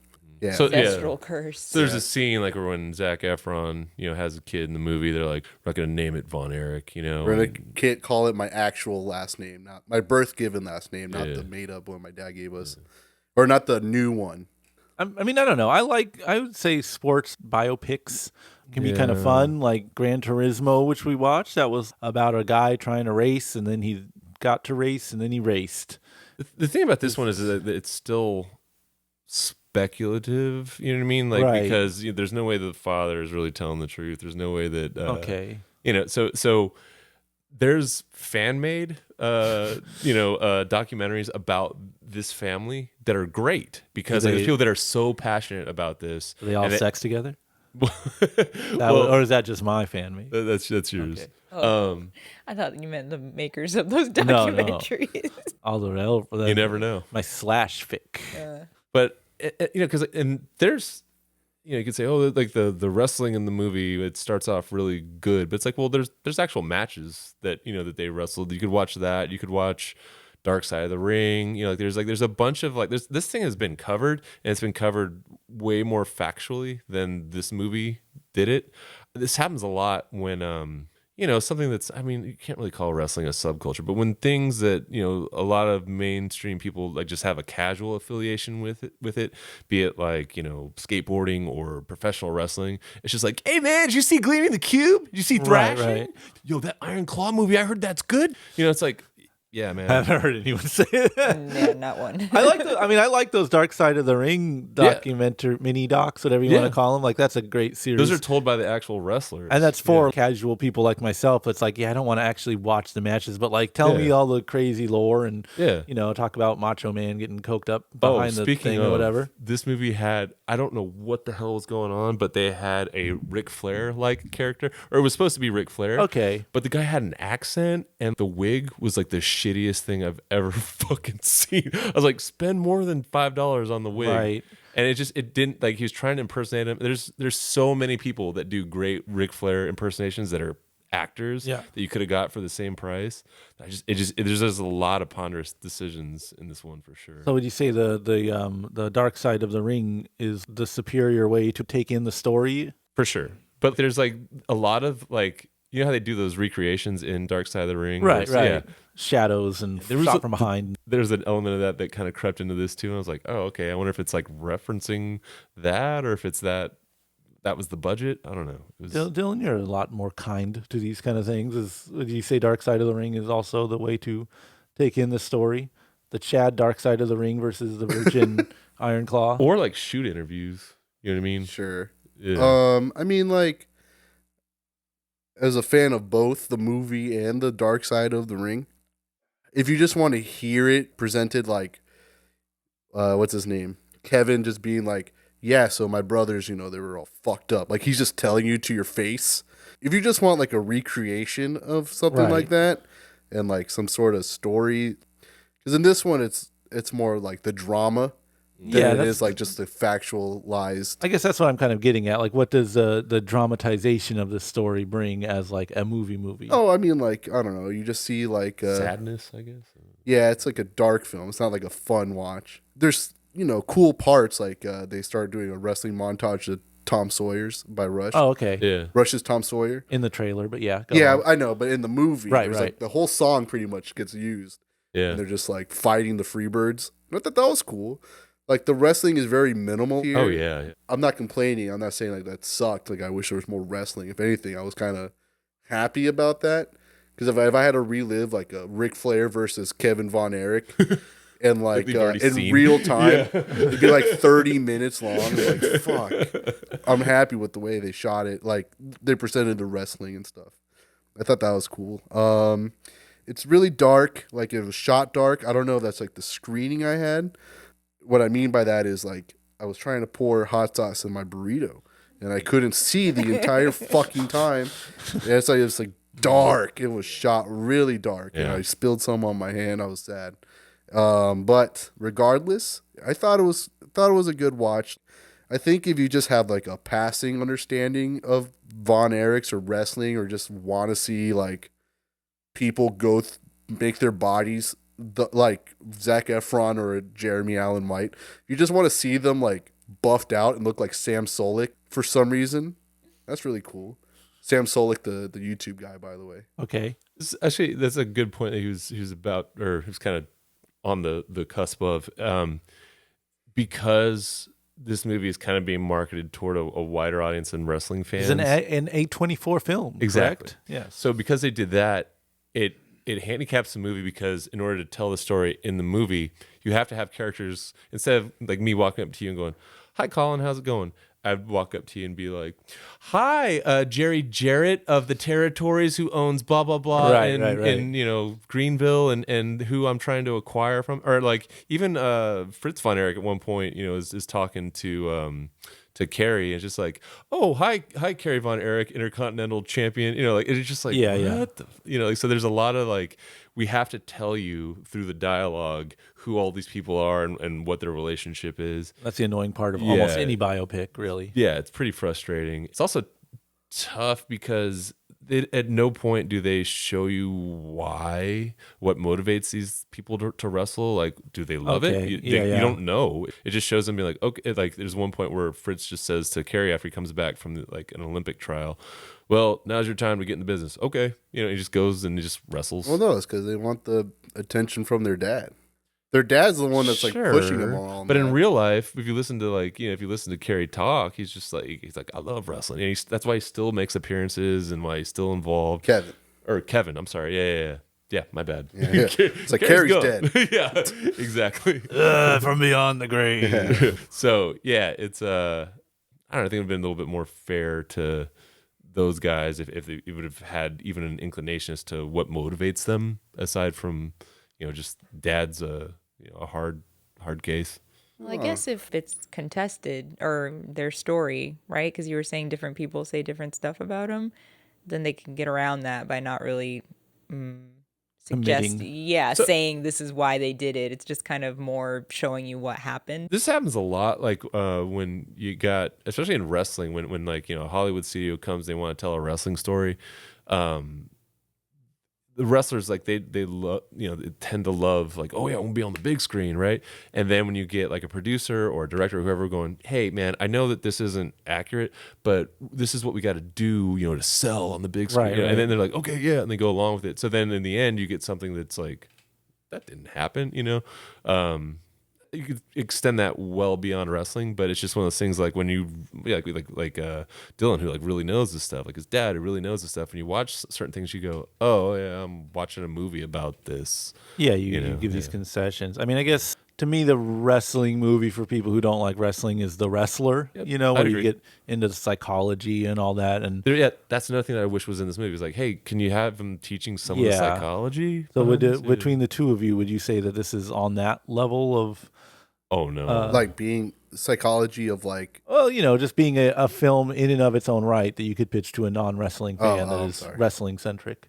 I feel like it is being pitched to non-wrestling fans. But is it Is it too quote unquote inside baseball?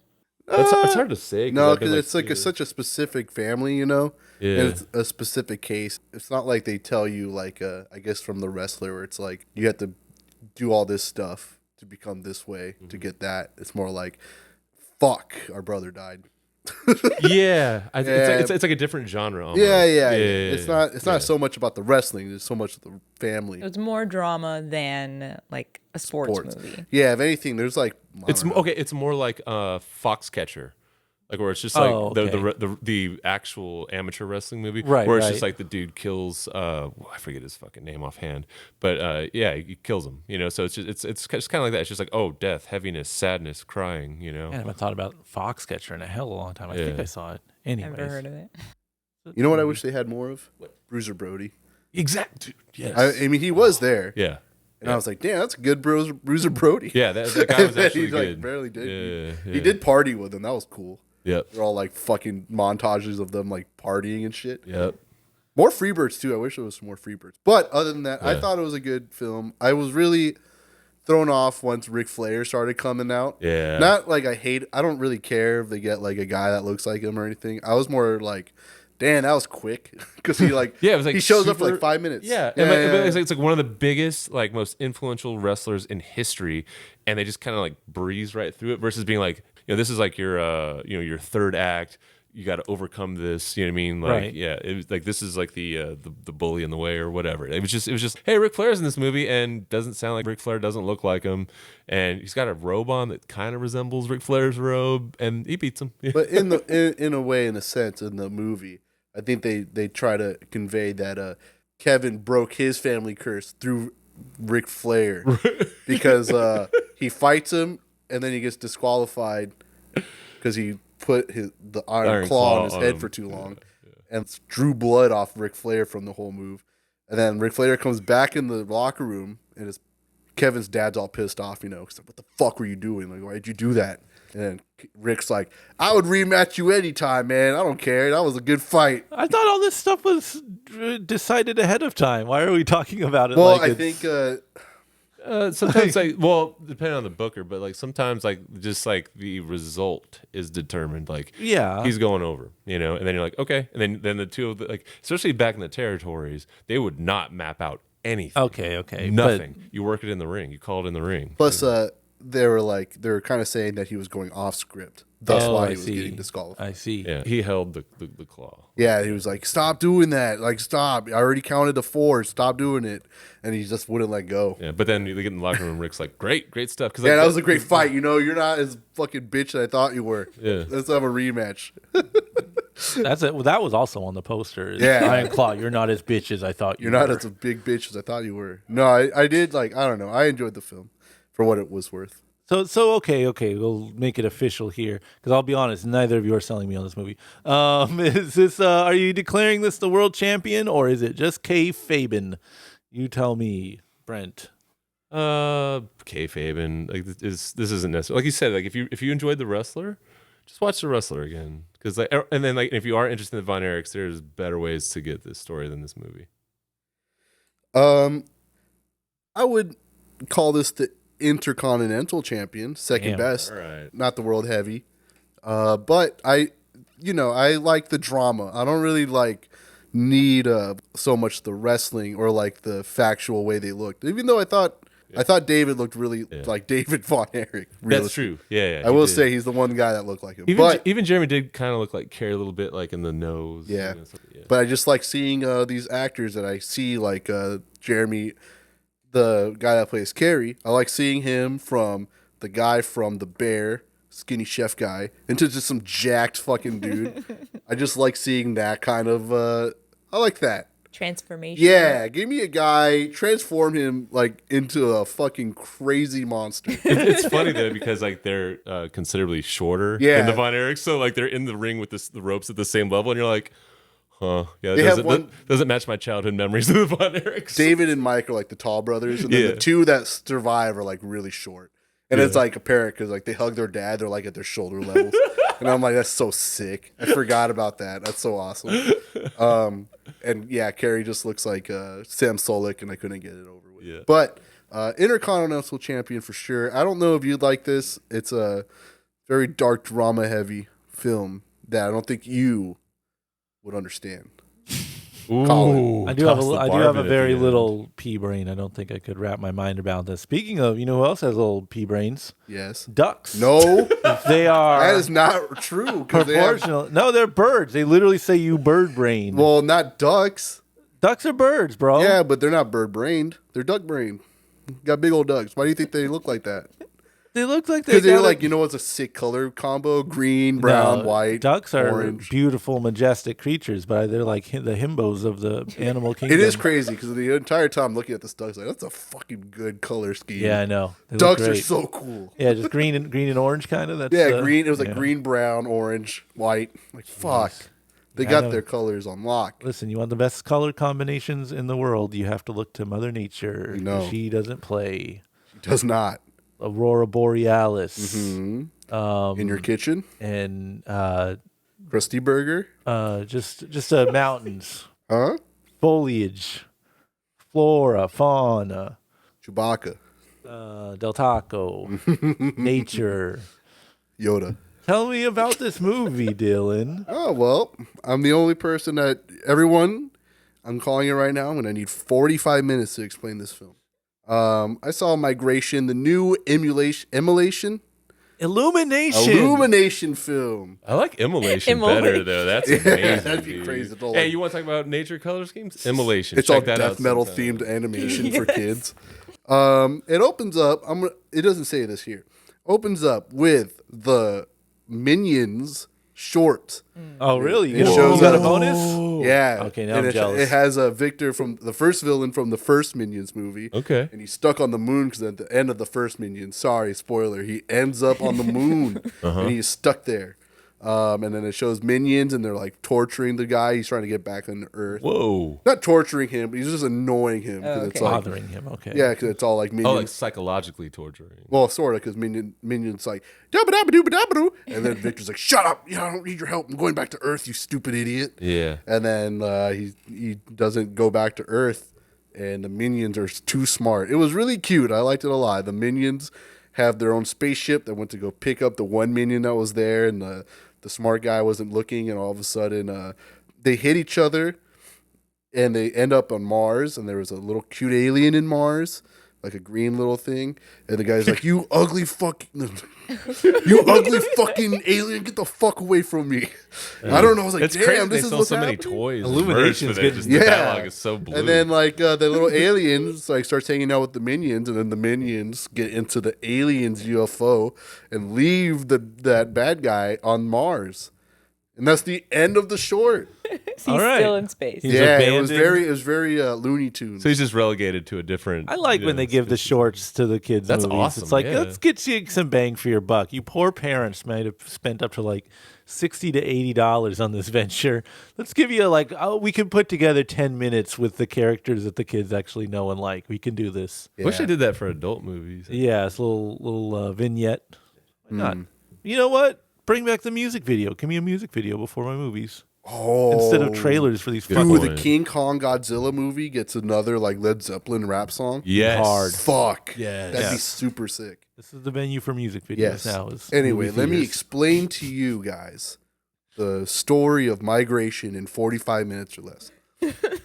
A family of ducks decide to leave the safety of a New England pond for an adventurous trip to Jamaica. However, their well-laid plans quickly go awry. Got ya. When they get lost and wind up in New York City. New York City. Yeah, right? It's fucked up. The experience soon inspires them to expand their horizons, open themselves up to new friends, and accomplish more than what they ever thought possible. Possible, because they're duckbills. Possible. It features Kumail Nanjiani as Mac the Duck. That's the dad. Elizabeth Banks as Pam the mom. Danny DeVito as Uncle David, who's also a duck. Casper Jemming as Dax, the son duck. Treasy Gazal as Gwen, the daughter duck. Aquafina as Chump, a pigeon. Keegan Michael Key as Delroy, the Jamaican bird that I can't remember what fucking bird it is. Is it A heron, maybe? No, or there is a pelican? heron, but- Pelican? Macaw. It's red. Oh. Sparrow? I don't know. Toucan? But Keegan Michael Key does like a fucking phony baloney Jamaican accent. And it was like, it's super fucking funny. Is it like 'Cause, Chet Hanks level? kind of because Chet Hanks, Chet. I feel like Chet Hanks legit does like the patois. He can pull it off. Okay. no, it's not as heavy as that. Like you can tell what he's doing, but you're like, why would you get Keegan Michael Key of all Yeah. You people? could just get somebody that An actually Jamaican. has- Yeah. If only there was a country where. Yeah, exactly. What they existed. It's really funny. And it's directed by Benjamin Renner, which I don't know who that is. He did a bunch of shorts apparently, and I never seen him. Listen, everyone listening right now, get your family. If you live alone, get some friends. If you don't have any friends, go by yourself Find some. to the theater right now and watch this movie because you're gonna have a fun time. It's all fully animated, like I said. The ducks are really cute. At some point, there's a heron that's like, the ducks are afraid of herons. Do herons eat ducks? No. They're like scared of the herons because they're like, they're gonna eat us. They're Like, just generally scary. yeah. And then they had to stay the night in their scary swamp. And it was a scary factor, man. It was some horror in there for the children. Then they get to New York, which is a whole other fucking horror show, you know. New York is just scary in general. And they show that through the duck eye view. And that's where Aquafina is, I assume. Yeah, and she's a pigeon. And she's like, hey, you fucking ducks. You're in our property. Is Aquafina in the room, guys? Yeah. That's, That's Wow. what she says. That's amazing. prior to Illumination Films, the Super Mario Brothers. She was in there? Wait. Oh, That what? was an Illumination film. Yeah. And Minions 2: Rise of Gru. Uh-huh. Does this one stack up against those as far as? Between the Super Marios and the Minions? Yeah. Sadly, I would say this is third place. Ooh. But Okay, you can't. okay. Super Mario's is going to be. They're going to work super fucking hard on that one. Right. Yeah, Bringing the true. A game. Same with the Minions. They're not Right. going to fuck around with Minions. Before that, it was Sing 2. That movie was good. I would think Sing 2 is a little better. But Is there music in this one? no, there's no like. Well, there's like a dance break. Like Okay. fucking Mac Duck and Pam Duck have to Latin dance through a Latin dance scene Okay. with the humans in it, and while they're being chased by a chef who's pretty much the salt guy. Oh. Yeah, they pretty much Salt Bae. modeled like the bad guy after that guy. All right. What I would assume That because- works. And like he's trying to get these ducks because they like. Well, the Tastes duck good. all around. Well, yeah, wants to duck put all salt around. on them. Yes, because that guy owned the Keegan Michael Key bird, and they were like, "Hey, you know how to get to Jamaica?" And he's like, "Yeah," in Jamaican voice. Right. And he's like, "Okay, steal the key. He has it on his body." And so they go get the key, and then like they fuck his restaurant up for a second, and then they go. There's actually a really funny scene, Colin, where they go to like a cult-ish duck area. Okay. There's like a yoga duck, and he's like, breathe. And like these ducks are all fat. Are they the park ducks? No, they're purposely being plumped up to be Oh, I see. Yeah, like- fed. But they don't Wow. know that because there's like, there's like pools and all this other stuff. Right. It's like heaven. The And, cush like- life, but they're just the gilded cage. Yes, because they're like being plumped up. They're being eaten. There's a scene where like one of the ducks is getting like massaged in olive oil, and none of them know. Like they just think that's normal. The chef guy comes up to pick up the ducks. They don't even know that guy's there in that farm. They see that it's the chef guy. They're like, "Fuck, guys, let's get the fuck out of here. That guy's much gonna swearing eat in this us." movie. Huh? There's so much swearing in this movie. It's And it's, migration. no, it's just one swear word over and over and over again. Yeah, it's like they're gonna fucking eat us. And then these fat ducks have to fly, but they're so tired. I see. They like get immediately fucking exhausted.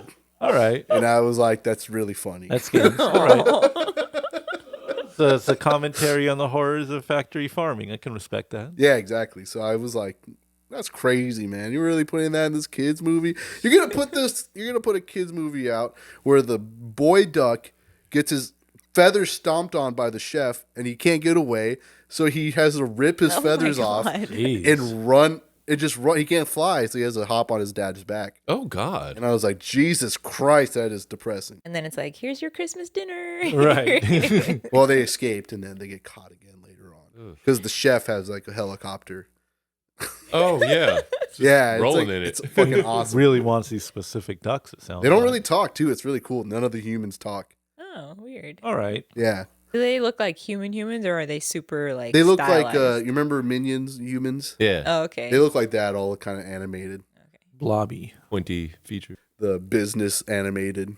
What's Oh, the social media? Oh, shit, there's a word for it. Yeah. Global Yeah. corporate art style. Yeah, Right. they look like Yes. that. Yeah. Like the Ralph's commercial humans. Yeah, The Grubhubbians. and then the ducks kind of look like ducks. Yeah.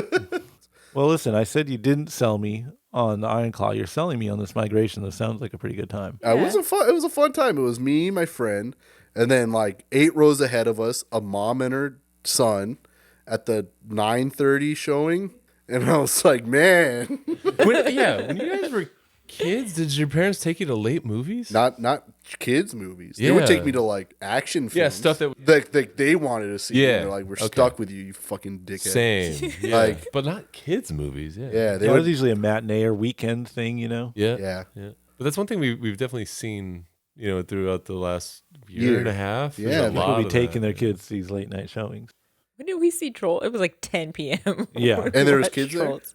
No. Oh, see, Oh, because okay. I saw Just Just Trolls. really mature adults. No, there were like 2 other people, weren't they, in the front? But I In don't remember. adults? I couldn't tell. It was in like the giantest theater. Oh, you know what? You know what's funny? We should have mentioned this before. All these movies, I personally seen, and I think you guys have too, in the bigger auditorium. Aquaman 2, the back and the smallest screen. Really? Yeah, it was really small. Yeah. It was like where we saw Hideaway Camp. And they had the coolest stuff for Aquaman. The fucking tin toy that the workers don't even know what the tin toy is. I really wanted to know what it was. I have it. You want to see it? But anyway, Migration was a fucking fun time. You hear Keegan-Michael Key do that Jamaican accent. You hear Aquafina do her thing. You hear Elizabeth Banks be her mom. And the other guy do his thing. Danny DeVito actually was really funny in it. Okay. So many people that have like 2 or more movies, largely because they're also voice acting in something. Yeah. He had Haunted Mansion too. Oh, he does. He is in Haunted Mansion. Busy year. Jason Momoa was in both Aquaman and Fast X. That's true. Aquafina, Willem In Dafoe. everything. Oh, Willem Defoe Dafoe. was fucking. Inside, Poor Things, and Boy and the Heron. Yeah. Oh, Keegan-Michael Key. Both. Wonka. Oh, all Both 3. Illumination Wonka, joints. Wonka, Super Mario Brothers. He's the Toad. Oh, and what's it called? The fucking Jamaican bird. Yeah, you could do a double feature of Keegan-Michael Key right now. Yeah. Or a the triple same feature if you time. can get him Migration. And if they hadn't pushed back Dune, it would have been Chalamet season. Yeah, it's true. Fuck, it would have been awesome. That the guy that Jacob Delarue, what's his name? I don't know. Oh, his name. Elordi. Elordi? Yeah, he's in Saltburn and Oh, Elvis. yeah, And yeah, Yeah, Elvis. you put in that. Yeah. Or Priscilla, yeah. yeah. You want to know how Migration ends? Sure. Break it down. So they get to Jamaica The end. and like they're partying it They up. migrated. Yeah, and the whole time, sorry, I forgot to say, the dad was like, "We're not leaving the pond ever because you'll die outside of the pond. It's a scary world out there." And that's how he finds out he's actually very adventurous. And then all of a sudden they're in Jamaica or something, and they're like, "Hey, Dad, we found these penguins. They're trying to get back to the North Pole. Can we take them to the North Pole, please, please, please?" And they're like, we can't go to the North Pole. We're ducks. We're going to die there. No, we can survive. And then through the credits, you see like drawings of them taking the penguins. Like carrying them? No, they're like swimming with them Oh. through the Oh, ocean. boy. Okay. They end up in North Pole. It's really cute because there's a drawing of the ducks in like puffer jackets. And I was like, damn it, that's so sick. Which is kind of weird because Ew. it's filled with puffer jackets. Well, will be maybe- filled with maybe it's their other own duck feathers. They were wearing puffers. I don't know. Fuck. They were just wearing it. And they were just like, it was cute. That's all I could say. I'll give this, am I going to migrate to Jamaica or am I going to stay in the pond and live in isolation? I will migrate because I am very adventurous and I relate to this movie. I was a very adventurous duck. I'm gonna be real, Dylan. Go ahead. I was kind of worried that you wouldn't be able to carry this segment, but you fucking killed that shit. I have another 20 minutes. You murdered it. Why don't you tell us what we're watching next? Unlimited.